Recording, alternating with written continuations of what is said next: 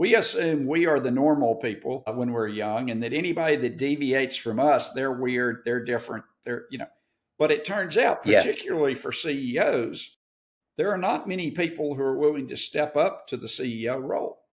There are not a lot of people who are comfortable making decisions and being responsible for everything.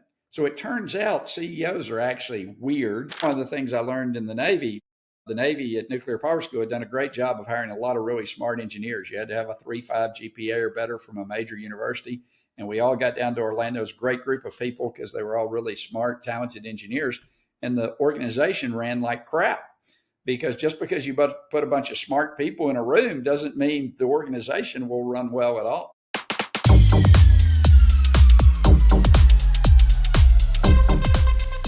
Hey there, welcome to this week's episode of The Freedom Experience. I'm your host, John Moncrief, and today I have Joel Trammell on the show. I've been really keen to get him on. I've listened to him a few times, and he's one of my favorite speakers. Really enjoyed his book. So Joel is a serial entrepreneur. He's a lifelong learner, and he's one of the pioneers when it comes to CEO education and training, like trying to figure out what it takes to go from being a founder operator to becoming the CEO of a business. Over his 30-year plus career, he's led multiple companies through remarkable growth and very successful exits. And those companies include the likes of NetQOS, a software company he co-founded that delivered a 10 times return for investors, and then Cash IQ, which achieved a 7 times return within 18 months. So he's somebody who comes from the trenches. He has the experience. He knows what he's talking about. And he's also served in a publicly traded company, a $1 billion company, Black Spark Corporation. And he's the current owner of Texas CEO Magazine, which connects over 10,000 CEOs across the state. I think for me, the key thing with Joel is understanding both the startup side and the publicly traded company. So he kind of straddles both sides. He knows what it's like to be at the coalface, starting the business up, but he also knows what it's like to run a big business. And he talks about getting to the point where you have 150 employees and things don't change much there. But in between going from sort of 20 to 50 to that 150 number, you need to navigate some serious changes. So he recognizes that many CEOs lack the foundational skills and the tools necessary to really scale a business. And that inspired him to write the book, The CEO Tightrope, and then more recently to go on to write the Chief Executive Operating System, which is kind of really a first of its kind about mastering the CEO role. In our conversation, we dive into topics including the triangle of tension, where Joel talks about how balancing the interests of the customer, the employees, and the shareholders is critical, and what happens when one of these parties gets neglected.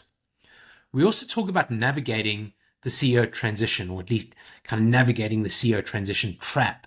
He explains a significant mind shift that a CEO must go through in order for the business to scale from the small team to a much larger team and a more complex organization. And then finally, we talk about mastering communication. And I loved how Joel created a user manual about himself. So created a CEO user manual, which made it really clear for his leadership team to understand how Joel operates or what Joel's all about. And that really can dramatically improve your effectiveness as a CEO. So Joel brings deep experience, practical wisdom, and some great stories from his journey along the way. Get ready for a CEO masterclass. Let's dive in. All right. Joel, super excited to have you on today. I know that you come from being a CEO for 33 odd decades, 30 years in the role. And I think one of the reasons I wanted to get you onto the show is that so many of us business owners, CEOs, kind of get to a point where we get stuck and we just can't move forward. And I think you've had this 3 decades of experience going from startup to 9-figure exits, working in or running a public company with revenues north of $1 billion. You really have that spectrum. So super excited to have you on the show and to share some of your wisdom today. Well, great to be with you. Joel, just some background. Maybe I kind of gave a little bit of an intro there, but where did it all start for you, and maybe a little bit of context? Sure. So I started my career in the U.S. Navy, teaching at what they call Naval Nuclear Power School. The plan coming out of college with an engineering degree was to get a master's that the Navy would pay for, then go on and get a PhD and be a university professor, because that's what my dad did and that's what he wanted me to do, right? And so I started taking graduate math courses to work on the master's in engineering, and realized I really didn't have any interest in engineering anymore. I had met in high school a couple of people that were very interesting to me, that we would now call entrepreneurs, though we didn't really use that word in those days, small business people. It was kind of a dirty word back then, wasn't it? Yeah, it was you can't get a job word back then, right? Yeah. Was the idea. If you didn't have a real job, you had to go find your own thing, and you called yourself an entrepreneur or something. But it was kind of fascinating to me, because both these folks seemed to be able to make a very nice living, better than most of the working people I knew, by doing things with their own businesses. And so I kind of had that interest. And at the time, the university where I was wanted me to take 60 hours of undergraduate business before they would allow me into their MBA program. So that I wasn't going to, as an arrogant engineer, I wasn't going to go back and take 60 hours of undergraduate business. And so I had to start my own business to figure this business thing out. And things kind of went from there. And so you basically, what was the first business you started? What did you get into first? Yeah, kind of interesting. So the first business was a white box PC business, back when the majority of the personal computers were hand built by people. And I kind of realized at the time, Prodigy, the pre-internet computer service that was a joint venture between Sears and IBM, show you how far back we go here. Prodigy had launched, and it gave you a way to take out classified ads across the whole country. And initially they were free. And so what I realized was a lot of people wanted to get into the white box PC business. And so we actually ran a program to explain to people how to start their own white box PC business. And then we served as the distributor to all those folks that were building their own PCs. So this is buying the box, buying the CPU, the memory boards, kind of putting them all together, the hard drives, putting it all together, sticking their brand on, and then shipping everything out through you. That's right. And so, the first hard drive I remember selling was a 40 megabyte hard drive. So it shows you how far back we go there. I don't think it was too far off that. We were selling trays of memory chips at one stage and taking the pins off the SIPs and resoldering them to fit all sorts of things. Yeah, exactly.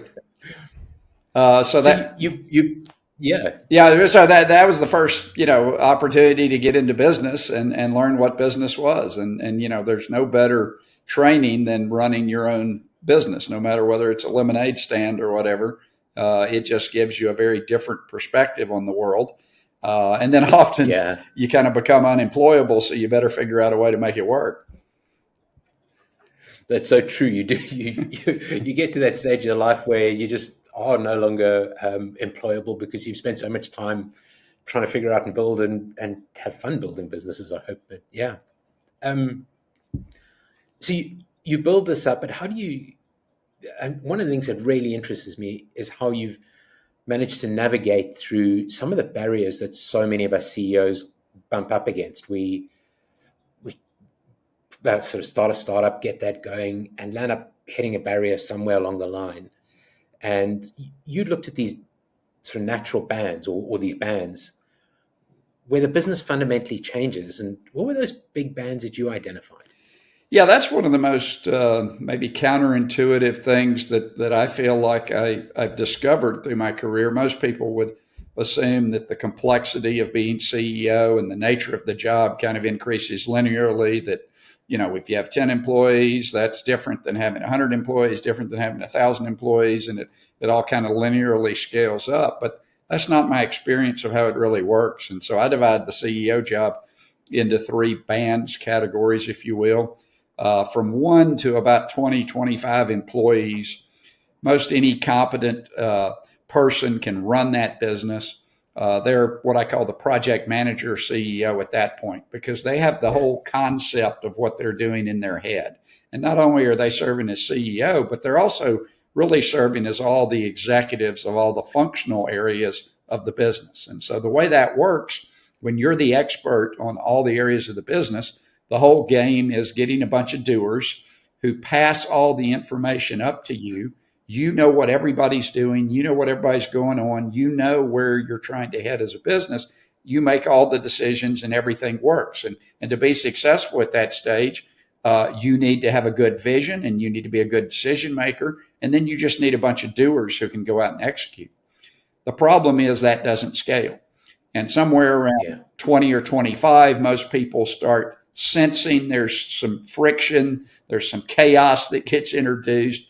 And then as you scale up, when you get to 100 or 150, the job is totally different. And there's been a phase change in the nature of the job. And at 100 or 150 employees, what the job looks like is you kind of reverse everything. So instead of passing information up to you to make all the decisions, you as CEO have to pass and train the team on all the decision-making criteria. What's the mission? What's the vision? What are the values? What are the objectives for the organization? You have to train all the people in the organization on those things so that they can make the same decision you would make if you were standing there over the shoulder with all the information they have. But what kills a lot of business owners is as they go through this from 20 to 100 stage, they try to just work harder. And they say, I'm going to run the business at 75 the same way I ran it at 25, but I'm going to work 3 times harder. And that just doesn't work because the complexity doesn't increase linearly. It increases exponentially. And so running at 75, where you're gathering all the information and you're making the decision, is like 9 times harder than it is running at 25. And I suppose some businesses grow that, they go through that high growth rate. I suppose you have different sort of types of CEOs. The CEOs who are in that startup phase, the 20 to 25, but some of them get into that high growth mode and just sort of don't level up at the same rate that the business is growing because it goes so quickly that they don't really get don't understand how to keep up and how to start to sort of change the direction or the I suppose coaching their team and making sure that decision making is changed. Yeah, it's just a total change in the nature of the job. And so it's like you've been playing basketball and you're a really good basketball player, and then somebody says, well, you should play baseball. And while they both have a ball and they look sort of similar and they both athletic ability, there's a big difference in the way you approach the job. And so being able to make that change, and especially for most CEOs who don't understand that there is a change that has to be made or when it has to be made, it's very difficult. And they've been very successful, right? I mean, if you get the company from 1 employee to 50 employees, you've done something right. And so it's very hard at that point to say, okay, everything you've been doing is great, but now I want you to totally change the way you approach the job. That's a hard switch for a lot of people to make. And so that's where you see in most startups, especially the venture-backed community, and even in the PE acquisition community, they end up, the CEO ends up being changed out in this transition between 25 and 100 or 150 employees, where at 150 employees, you have a full executive team and you're running the business very differently than you did at 25. And it's just because they can't make this transition. They're not. It's either going to take too long and they haven't prepared themselves, or there isn't the mindset to make that shift. So or they don't really know what to shift to, and it's why we wrote the book, The Chief Executive Operating System. It's great to say you need to shift, but the question that people would always ask me is, what do I do Monday morning? And so that's really was the impetus for the book. Was trying to explain to people there's a logical system you can follow, just like an accountant has rules of GAAP accounting, that no matter how smart you are, if I put you in as an accountant tomorrow, if you don't know GAAP, you can't be a good accountant. That's right. It's not about braids. I mean, I was talking to somebody yesterday, and they're like, "All our CEOs are really smart." And I go, "I'm sure they are, but that doesn't mean they know how to do GAAP accounting, or it doesn't mean they know how to be CEO, because being CEO of a large organization is a skill that just doesn't get developed anywhere else in the world." And it's not something in the grand scheme of things the human beings have been doing for a long period of time, managing these large organizations of knowledge workers. That really hasn't been a common phenomenon since, only since World War II have we had these larger organizations doing, again, knowledge work as opposed to mining or manufacturing or physical labor jobs that are very easy to manage. And so many of us just sort of stumble into this. I mean, Right. Thinking back in my own career, we were talking about memory chips, and we put the stuff in the classified paper, sold memory chips. That led to a networking business. Next thing, we're dealing with banks, and the business is growing and growing and growing. But Right. there was no training at school. I think somewhere along the line, I went off and did an MBA. But and back then there was just nothing. I mean, at least now there's books like yours for aspiring CEOs to read. But it is very difficult, and I'm curious at what point, when we talk about a business that's 20, 25 people, what are some of the things that CEO who's focusing on growth should start thinking about at that stage? Yeah, so at that stage, so it really gets back to what is your mental model for a business, and this is where we start in the book is how do you think about a business, and when you dig down into it, most people's thought of a business is, hey, I have this product or service, I try to sell that product or service, and I try to do that without running out of cash. Okay, Yeah. and that is a perfectly valid mental model for a business. And when you're in the startup phase, I would say that is the model I would encourage a CEO to use. That's what you're trying to do. You're trying to figure out, can you sell this product or service that you've developed and do that in a way that doesn't run out of cash. But once you Let's just find that product market fit. Product market fit, that's what the startup guys referred to. Absolutely. But once you get to be bigger, there are all these other interests that want a piece. You have to, and so what I tell people is the only way I've figured out to build a sustainable, thriving business is to consistently provide value to shareholders, consistently provide value to employees, and consistently provide value to customers. And if you get overbalanced on one of those or the other, then the business will inevitably fail. And that's what you see in a lot of businesses. When you look at business failures, it's often pretty easy to figure out what they over-indexed on, and you can over-index on any of them. And you'll see companies that say, oh, it's all about our employees, and if we treat our employees well, everything else will just work. Nope, that's not true. And then you see people who are focused on customers, and they have these slogans, customers always right. No, the customer's not always right. The customer's the customer. And then, of course, if you're a public company, it's very easy to get totally focused on shareholders. We've just seen Boeing go through a series of challenges because they got overly focused on shareholders, and that caused their customers to get very upset because they can't ship 737s to Southwest Airlines, and their employees are on strike because they didn't take care of their employees. And so the CEO gig is a constant balancing act between customers, employees, and shareholders. And a lot of people, again, that's where this is a transition in the startup mode. Yeah, I worry about customers a little bit, but as long as they're buying, I don't really care. Employees at the early stages, I just try to get people who can do stuff again. I don't need to worry about their happiness. They're excited to be part of the startup, but I can't build a 500-person organization with a bunch of startup people, right?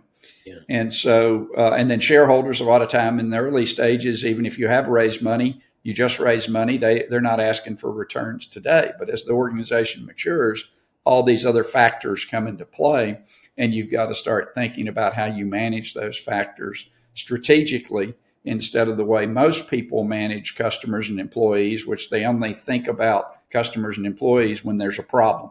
Some customer comes in yelling, or some employee that we like quits. Then we do this fire drill around what we're doing with employees, but it's never strategic. certainly not in the same way that we think about the returns to shareholders strategically and develop 3 and 5 year plans for that. So you call that the triangle of Tension. Tension. Yes. And employees, customers, shareholders, and we've got to keep the balance between those things. And we've got to stay consistent about it. It can't be the sort of, as you say, there's been a fire, let's go and kind of deal with that, and we pull it off in another direction. It's consistently doing that. Yeah, and it has all kinds of implications when you start understanding this, like who's on your executive team. A lot of executive teams I look at don't have a customer success type individual on the executive team. So the CEO is not hearing directly from the customer. And some people say, well, sales does that. No, but sales isn't responsible for customer satisfaction. Sales' job is to maximize the perceived value in the deal, right?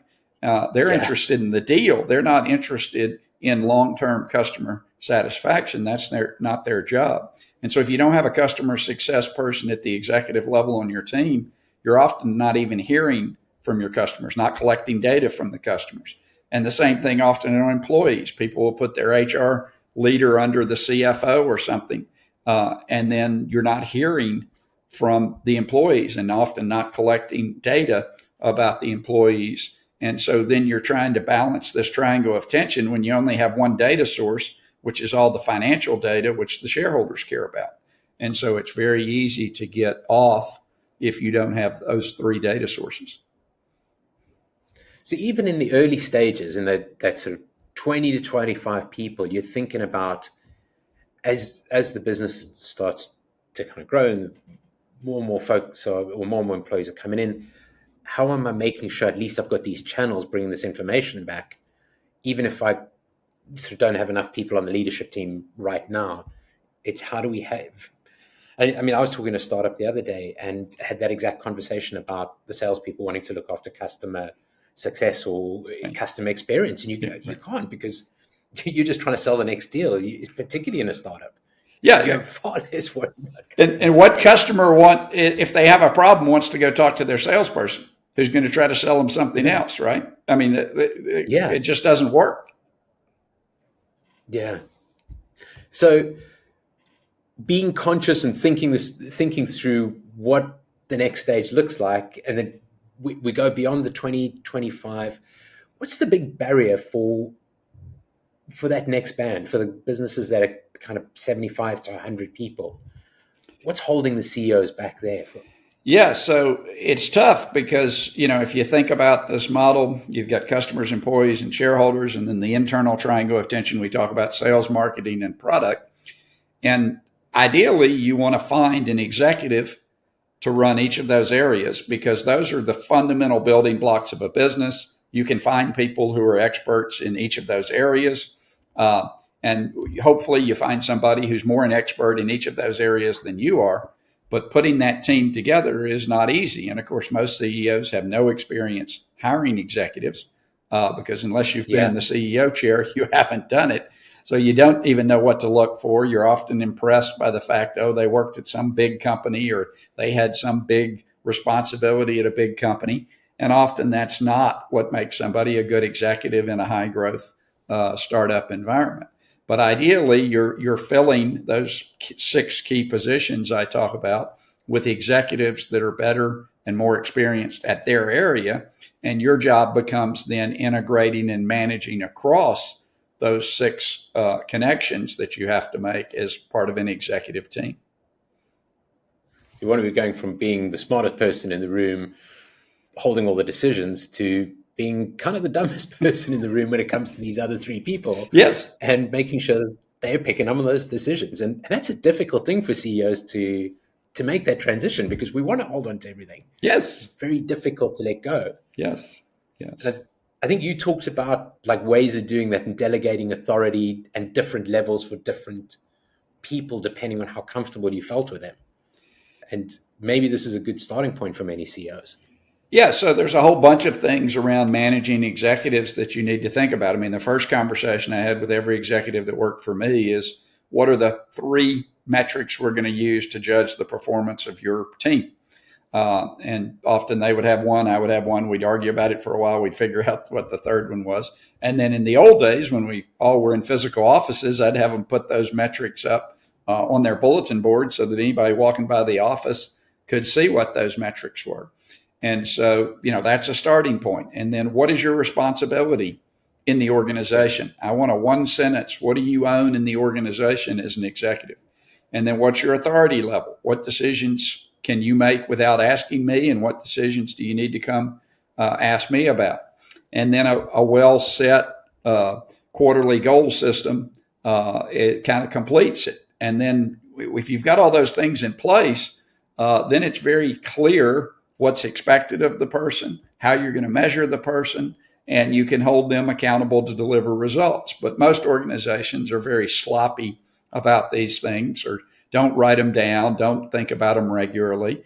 And then it's very unclear, even to the executive, what success looks like for them in that organization. Yeah, I think that actually taking the time to be, I think the fundamental thing you're talking about there is clarity. Yep. What is the role? What are you accountable for? What's the mission you're on for the next couple of years in that role to do what needs to be done for the business? So those things line up. And then also the simplicity of it. You're talking about kind of here are the top three things or top three KPIs it sounds like it could just be a one pager. Those are your top three kind of KPIs. That's the mission you're on, and really keep it simple. It doesn't have to be a long drawn out thing. No, that's right. We in the book, we show you a template for a one page executive performance profile. The only other thing that we haven't talked about is we add personality profiles to that. So DISC and Clifton Strengths and some of those kind of concepts, so that you understand every time you're talking to that executive kind of where they're coming from personality wise. You talked about that as a common language. And, I got to admit that as a young CEO of a business, it was 5 million, 10 million, 15 million, just kind of chase the revenue number. And the one thing that I sort of was very suspicious of was DISC and all the different systems. And I thought, well, how can you put people in a box? But over time, I've come to realize just how important those are. And I think reading your book and reading about people in the first part of the book, that common language is so important. And it's only later that I've really realized the value in it. Yeah. That was not something that was obvious to me in the early parts of my career either. But what I'm not alone.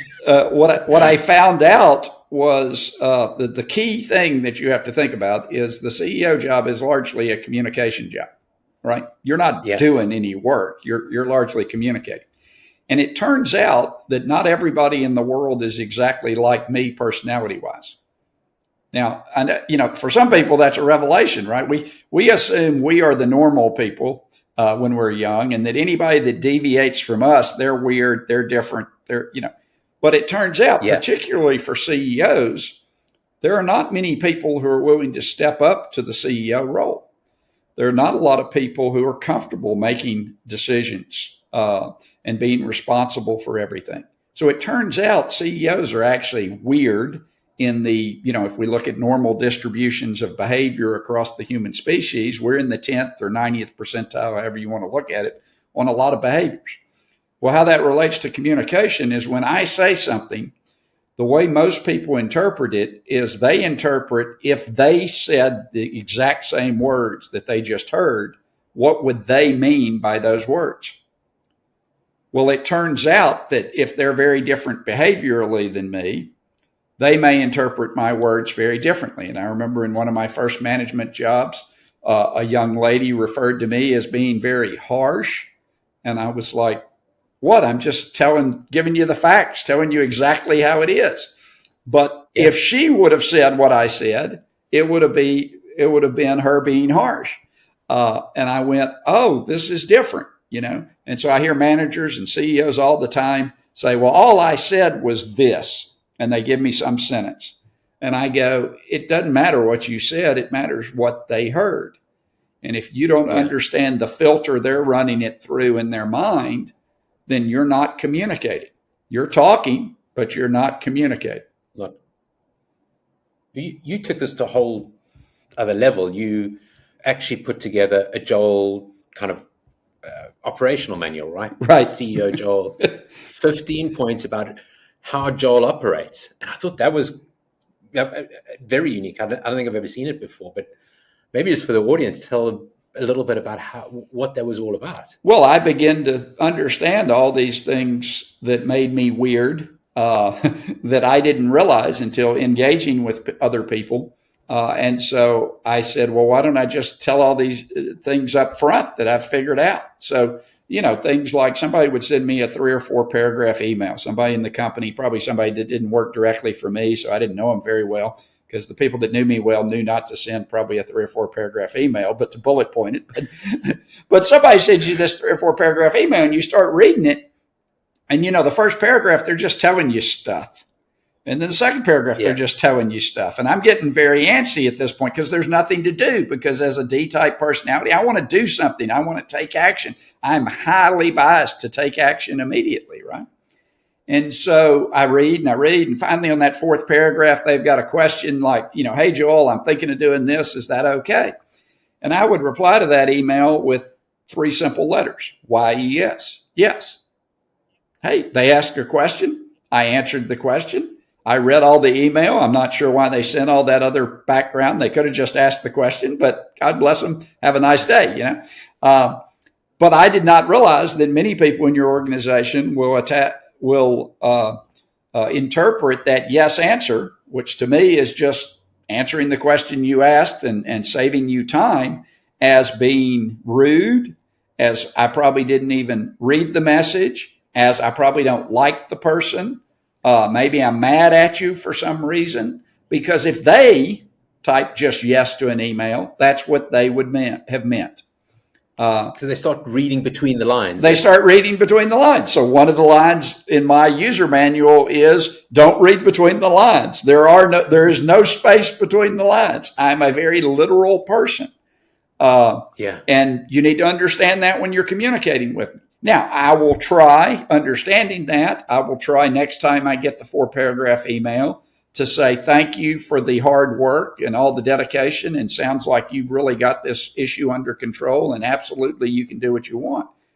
But that's hard for me, right? Because that's not the natural reaction. And so, you try to meet people a little bit in the middle, but as CEO, you're communicating constantly. And if you're not aware how these things are interpreted and you don't tell them ahead of time, they're going to hear something very different than what you intended.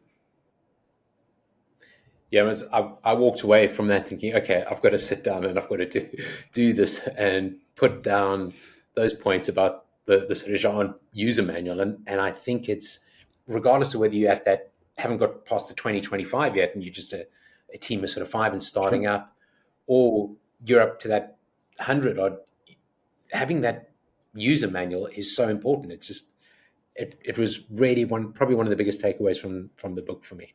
Yeah, one of the life hacks I tell people is, if you've done DISC particularly, I think all the LLMs, ChatGPT and Grok and stuff, understand DISC. And so you can write an email to somebody and say, rephrase this, assuming I'm writing to an S-type individual or a D-type individual or C-type individual. And so one of the hacks, that's a nugget for everyone. Yeah, one of the hacks I use is sometimes when I know I'm dealing with somebody who looks at the world a little differently than I do, I will run it through one of the LLMs and it'll make me sound like I understand them perfectly. Yeah, I just thought it made me think about being more patient as well, because sometimes people do sort of, whether it's in an email or tell a longer story, it's just because we're different personalities and we need to learn to be able to particularly as a CEO, to understand those different personalities and the different ways that people communicate. And that's one of the things that makes the CEO job unique. If you're a software developer and software developer manager, you're probably dealing with a lot of people who have a very similar personality to you. And so you don't have to worry about the communication aspects and stuff. But when I move you into the CEO role, you have to deal with everybody. For all the employees, you have to deal with all the customers, the whole world, all the investors, and you're going to have to deal with a wide range of personality types. And that's different than, if you come up in an area of specialization, you may these issues may not have been a big deal in your career. It's so true, because you've got, as the business grows, you've got this kind of cultural issue that you've got to balance. You've got these tribes that are popping up, like the development, the sales folks, all these different tribes in your job. So we kind of went through the 50 to 100. Is that where that cultural challenge is starting to come in, where we've got these tribes popping up at that next level? That's right. So, people ask me about culture, and they're a startup, and I say, you don't need to worry about culture yet, because the culture will take on the values of the CEO. If you're 10 people, you can give all the speeches you want about culture, but they're going to watch what you reward. Just like with my 3 kids, giving long speeches about my values, I can only confuse them, because they're observing me every day and they're seeing if I live out those values. And so you don't need to worry about culture at that point, at 10 people. But at 50 or 100 people, where no longer everybody's interacting with the CEO, that's where you need to start training people on what are the values, how we see the world differently, why we think we're going to be successful, because we, look at the world differently, and how do we make decisions here that will continue to drive our success. And the CEO's got to train that in the organization. Yeah. And just kind of recapping those big transition points. So the focus at 20 to 25, the focus at 70 to 100, and then over 100. What are the key things that a CEO needs to be doing each of those stages? Yeah, so it's funny. I mean, I talk about, kind of 1 to 25. You can run it where you're really focused on product market fit and just, selling stuff to customers. Just get them. From 25 to 150 is this really difficult time, because it's a transition, right? And so while you're still CEO, and you want to get to this stage where you've got all these experts, you don't have them yet. So you're having to understand that, you're CEO, but maybe you're still the VP of sales and you're the VP of customer success all at the same time, which is really hard, context switching and moving around, but that's the role. And then when you get to 150, though, or 100 to 150, depending on the type of organization, you should have this fully built out executive team. And the thing that was kind of most surprising to me when I took over a 4,000 person public company was that job did not feel dramatically different at 4,000 than the job did at 250 running a private company. Yeah, sure, I had to get on a call once a quarter and read something that the lawyers wrote to somebody on the phone. But the nature of the job didn't change that much. If you make it through this transition from 25 to 100 or 150, you should be able to continue the transition. And we've seen that, right? We've seen the Bill Gateses of the world, the Mark Zuckerbergs and stuff that made it through the transition, continue to run companies of great scale, right? It's the ones that don't make it through that transition. But it was funny, the public company, the nature of my job was very similar, because I had my executive team in both cases. I had a board in both cases. I had a few individual contributors that were important that I dealt with. And the nature of the job didn't change. Whereas, the nature of running a sales organization with 10 people and 100 people may be dramatically different. Does that kind of Dunbar's type number kind of play into that at all? I'm thinking you once you get over that 150, it's just sort of 150s, and as long as you've got your structures and teams in as a CEO. I don't know. Yeah, absolutely. The problem is you can't maintain relationships because relationships are pairings of people. And, at 100 people, I forget the number, but it's an astronomical number of ways you can pair each of those employees. And so at 100 people, every employee doesn't even know every other employee. And so communication doesn't happen across the whole organization. And that's why silos end up being formed. You get among the people you work with or the people you like, and you develop a small, because nobody can keep track of 150 relationships in the workplace. There's just not time to talk to all those 150 people and maintain those relationships, right? And so that's why it's got to start being structured as opposed to at 20 or 25, CEO knows everybody. Everybody knows the CEO. He has pretty good idea what everyone's working on. He has visibility into, how the business is going at all levels. And that all, and a lot of CEOs enjoy that stage. But everyone wants to grow and succeed and build a bigger organization. And you just need to understand, if you're going to do that, you got to change the way you think about it. One of those big changes, I guess, is going back to the point we made earlier about how you go or how you start to building out your leadership team and handing over authority. And there's I guess a fear of kind of letting go that holds, I think, so many business CEOs and operators back from really becoming CEOs. And how do you overcome that fear? And I guess I'm sort of curious about what your thoughts on actually overcoming it. Yeah, and that's a behavioral characteristic. Some people are more afraid of that than others. The way I look at it, yes, there's a risk that this new person you hired does worse than you would have done, but there's also an opportunity that they're better. Yeah. And one of the things, having never really developed expertise in any particular facet of the business, I would be a terrible VP of sales or VP of marketing.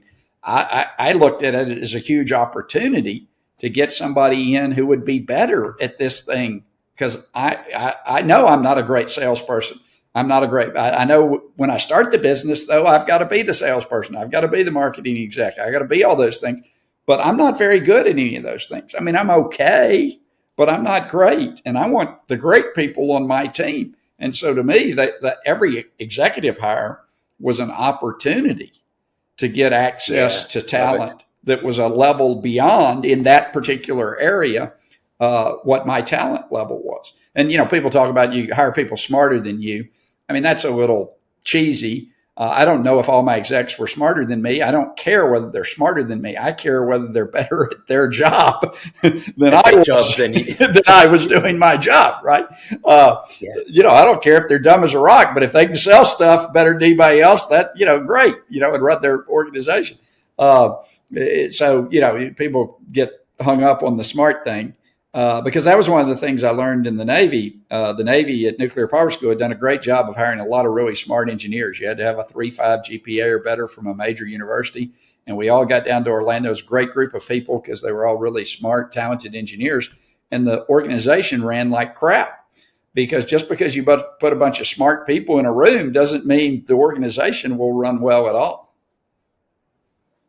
Yeah. It's got to be a little bit more than that, I suppose. Yeah. Good vision, right people, right seats. Yes. There's a lot to this. This job isn't easy. Yeah. Talking about that, I'm curious. You one of the lines in your book, I think, was along the lines of life happens in the valleys or between the mountaintops, or something along those lines. And I'm curious about your valleys. Have you had some of those valleys where you felt unfulfilled, or that just kind of, sure. We talk about success, and sure. Everybody's had their stories.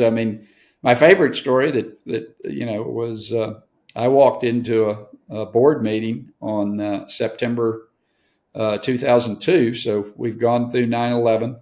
I was in Atlanta, Georgia, at a trade show. Actually, we were introducing our second product to the market when the towers got hit. And I knew, I was a student of world history enough to know the world had changed at that point. And so we spent the next year trying to sell this new product and drive revenue, and we weren't near cash flow positive. And so we were burning money. I literally went and talked to a CIO who had a multi-billion-dollar budget. And we give the whole presentation, and he's just wowed. I'm like, this is going great. We're going to sell a big deal. And he looks at me, he says, Joel, this is the best new product I've ever seen from a startup. And I'm like, all excited. And he says, if it costs $1, I can't buy it. This was a guy that had a multi-billion-dollar budget. And so I'm just at wit's end. So I walk into a board meeting September 2002. We've got about $3 million left of a $6 million investment in the bank. And I tell the board, hey guys, if it was my money, I'd take the 3 million and go home, because I think I've got a great team. I think I've got a great product, but I can't sell it. And I can't tell you when it's going to get any better. And so literally that was the first item on the board agenda. And I absolutely expected the board to say, hey, okay, great, shut it down and give us our money back. And, unfortunately, I had a board member who looked me in the eye and he said, hey, we've got a checkbook. If you need more money, let us know. I went, okay, going on to item 2 very quickly here in the agenda. You still had to figure out how to make it sell it. Yeah. But, that from there, we went on a run of 30-something consecutive quarters of double-digit year-over-year growth. But, if he had said, hey, close it down, I'd have shut it down and you wouldn't be talking to me today. And so, there have been, and I've certainly had other failures in my business career where things didn't go the way you wanted. And so there's a lot of luck involved in this game. That's one of the things. You never know how much is luck and how much is skill. Yeah. I think it took me to another quote of yours about, or you had mentioned from somebody else about if it was your last day on earth, I think the person that you could have become is met by the person you did become. And I think as CEOs, we have this magical opportunity to do some of the things and create some of the things that not many people have the opportunity to do. And that was such a fantastic quote. I think you've got to, it brings us onto the whole sort of mindfulness part of your book, but you have to have the self-awareness, I think, and you have to kind of have a half full jar or jug or glass or whatever, and you got to keep growing as a CEO. I don't think it ever ends. You've just got to keep growing and keep developing. And I often nowadays describe running a business as the search for truth. Love it. Yeah. And that is to me what it feels like. I was fortunate. I played competitive tennis as a kid and in college and continued to play for years. Very high level competitive tennis. And tennis is the sport where you're out there by yourself. Even in college, we didn't do on-court coaching at that time. And so you're out there totally by yourself. And at 12 or 13, I read a book called The Inner Game of Tennis, written by a psychologist, that explained a lot of the concepts around how our brains are really emotional, and we're really emotional creatures. And we have to learn to use the higher order functions of our brain to overcome those emotional weaknesses. Because we were all built around, what do we do when a lion jumps out of the woods? Do we fight or flight? And so, the whole CEO gig really rewards people who have learned how to handle the emotional part of their brain and not give in and react. We all have things that trigger us. We all have things that cause us to take actions that in hindsight we regret taking. Yeah. But the more you've dealt with that and the more you've had experience with that, I think the better you can be as CEO. And so that's why I think you see a lot of highly competitive athletes who excel in the CEO role, because that training is really important, and that self-awareness is really important, because on the sports field, at the end of the day, somebody wins and somebody loses, and you can't hide from that. Yeah, I have to agree with you on that. I think there feels like there's this correlation between sports people and really effective leaders. And I've often wondered whether it's as much in individual sports as it is in team sports. But I think one of the things is that in both cases, the sports person is open to being coached as well. So you kind of welcome that coaching, which I think is really important in the role of CEO. Yeah, you can't hide from the truth in those, in sports, right? At the end of the day, there's a winner and a loser. And there are a lot of jobs, that people have, and it's comfortable to be in a job where you can kind of hide from the truth. You don't really know how good most people don't really know how good they are at their job, because there's no accurate scorecard to measure them or measure them against anybody else, right? But the problem, Yeah. as CEO, you either succeed or fail, and when you fail, you go out. It's very obvious when a CEO fails, right? And about Yeah. You 50 to 70% need fail. That's true. So on that note, I mean, when we started, I can't remember, it was before we hit the record button, but we were talking about different systems, and I think talking about how EOS can get you, or EOS can get you to one stage, but you got to go to a whole new level. What are some of the big differences for CEOs coming to work with COS and working with your team? Yeah, so EOS was designed for a kind of very specific problem that businesses have. Typically, owner operators. Let's say some person was a plumber and they were a really good plumber, but also they had a really good personality, so they could sell.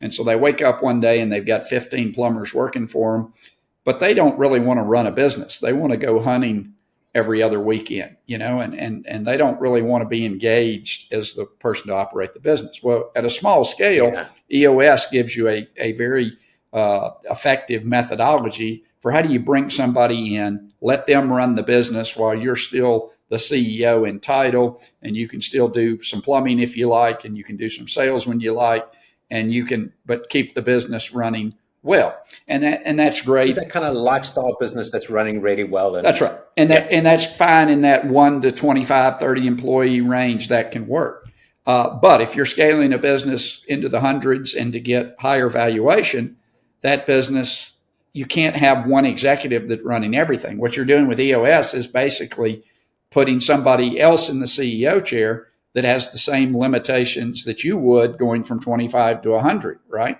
Because again, they can't take in what 100 people are doing and keep track. And so you have to functionalize. There are just natural functions in a business, just like there are electrons and protons and neutrons in an atom. Sales is a natural function. Marketing is a natural function. I've met plenty of great salespeople. I've met plenty of great marketing people. I've never met anybody that was great at both. I've met some sales guys that thought they were great at both, but they're not. But those are natural customer functions. Success. Yeah, the customer success, product, CFO, CHRO. Finance.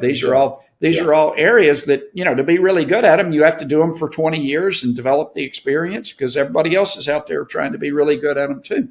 And so these are just functional nature of the business. And so at scale, at 100 people, you have to divide the business into those functional areas. You can't continue to run it as one, business with just everybody sending data to this operational executive. Gotcha. Yeah. So it's basically kind of making sure at that stage that we're putting the best people we can find into running those functions, and making sure that each of them have got a clear plan of where we go. And then the CEO is kind of now responsible for coaching, coaching down through those layers.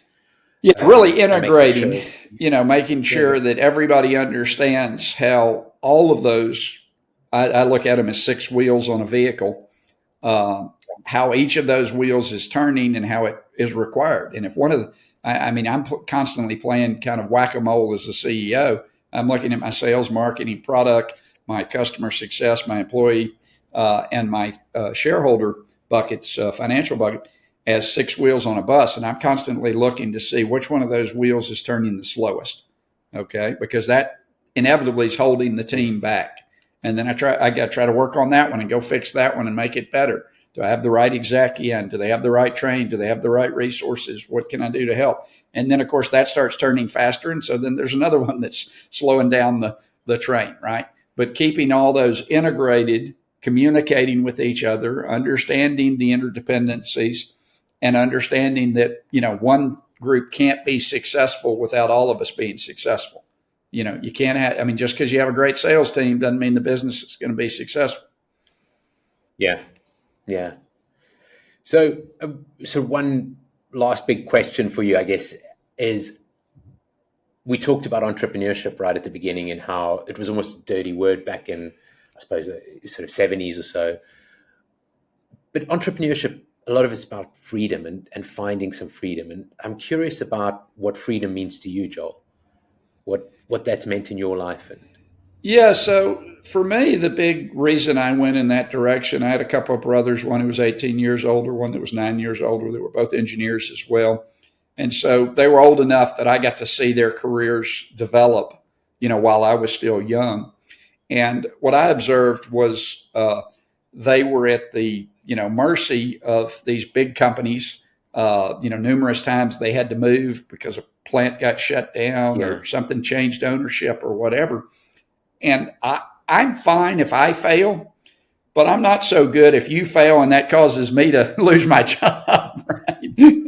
that just I didn't want to be in that position. So when you say freedom, it's free. It was freedom in that sense. Doesn't mean as an entrepreneur I'm not going to fail, and I might not need to go get a job at various times to make ends meet. But I didn't want to permanently be in a situation where I was dependent on a bunch of other people to whether I could make a living or not. And so that was really what entrepreneurship gave to me, was that freedom to know, hey, if I failed, it was going to be my fault, but if I succeeded, it was going to be my credit.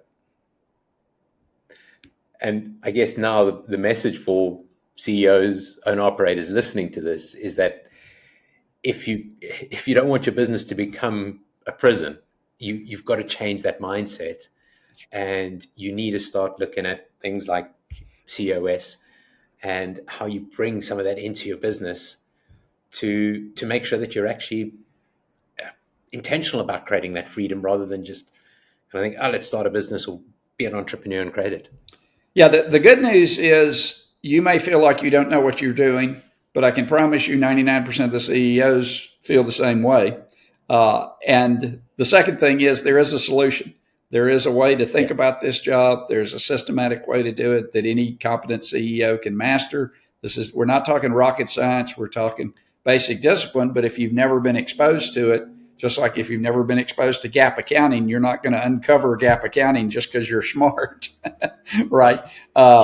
If you've never been exposed to any systematic way to do it, you very much feel like, hey, I don't really know what I'm doing. It's just all chaos and it's not structured in my head. And how do I get my arms around this? And there's no reason to feel like that. So let the armor down and go and get some help. That's right. Speaking of which, I'll put everything into the show notes, how to get in touch with you, the books. I really enjoyed the book. And Joel, thank you so much just for giving up the time and sharing some of your wisdom with myself and everybody who's listening to this. I really appreciate it. Great to be with you, John.